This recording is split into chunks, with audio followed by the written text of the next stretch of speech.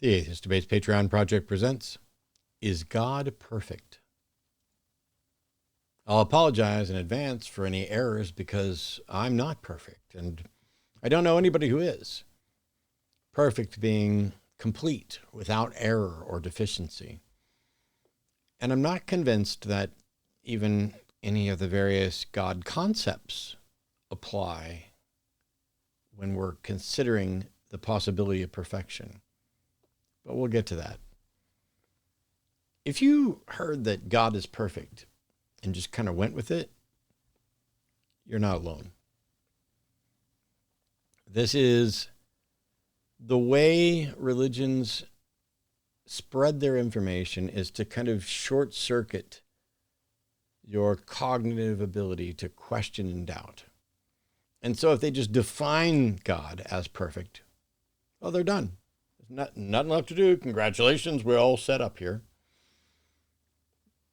But how do you know that God is perfect? Is it because somebody told you? Because unless they're perfect, they wouldn't have any way of knowing. And since you're not perfect, you wouldn't have any way of knowing, even if they were perfect and they knew. How can you verify that anything is perfect? What could you ever do?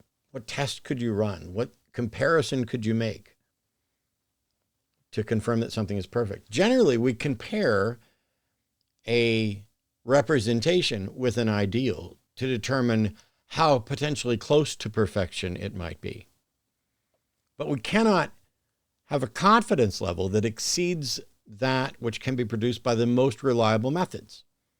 So, for example, if I've got a 12-inch ruler and I want to measure the diagonal length of one slab of concrete in my driveway, I can do that.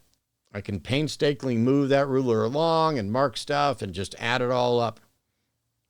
If I wanted to find out, is this, how accurate is this representation of a circle, I can zoom in, I can take measurements, I can use things like a ruler, I can use a compass, all these things. But none of those get to perfection. And so if you can't have a more accurate measurement than your tool set, including, the mathematical construct, can allow, then you can't ever confirm perfection.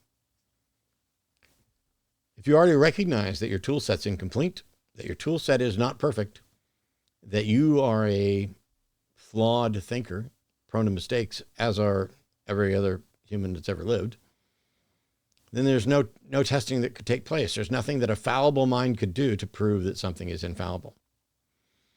If I managed to get the best tools available and got them all ready so that I could assess God, here, let me do that. I got them all. I have in my hands all the tools that we can use, and in my head, to assess God. Okay, where's God?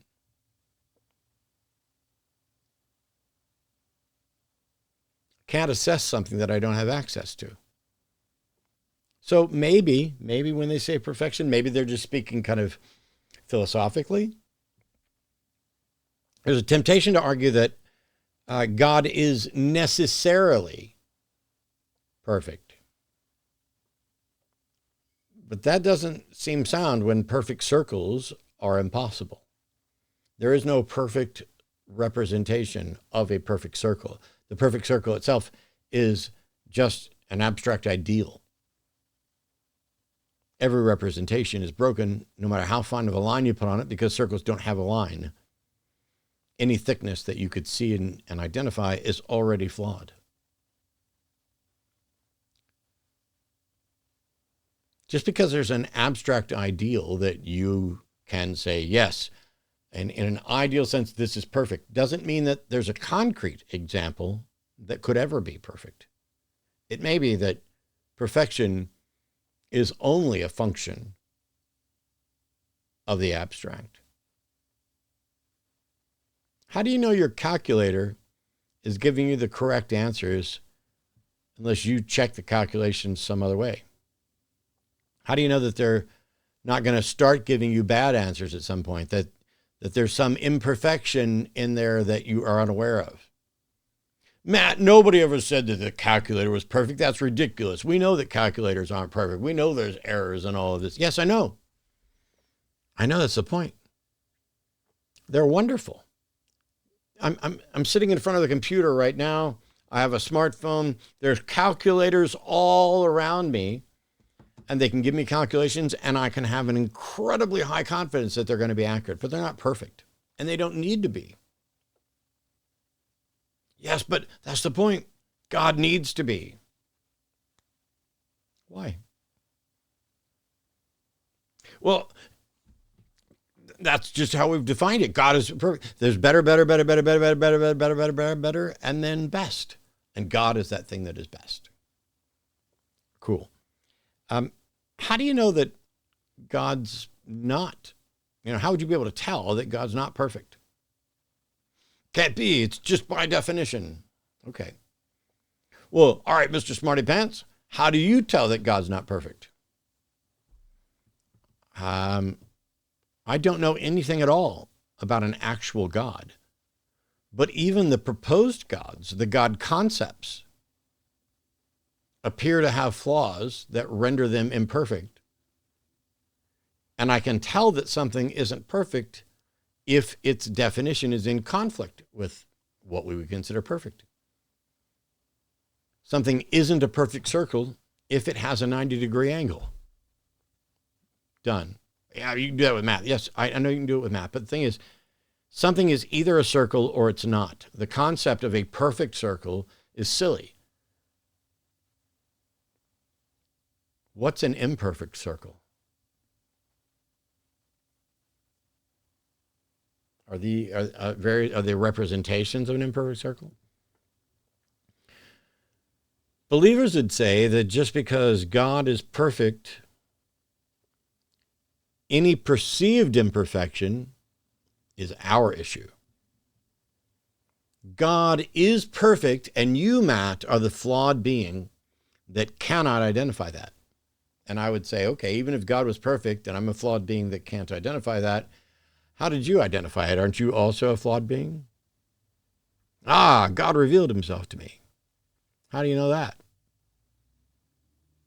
Well, it's revealed in this way, through this word, and it feels that way. And yes. Well, maybe God isn't perfect in the sense that you're talking about it. We don't want to try to make like a perfect circle. Maybe God is the best possible being in all regards. Cool. So if God is the best possible, how possible is there? There's a line from a movie. I should have looked up what movie it was. But so one person looks at another and says something like, how stupid are you? And the reply is, I don't know. How stupid is there? And so God is the best possible being. Cool.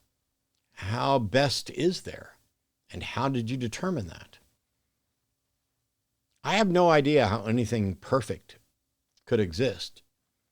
And the various abstractions we've used over the years, like Platonic solids, perfection seems to only apply to concepts and abstractions, and believers don't merely consider God to be a concept or an abstraction. So are they just exaggerating?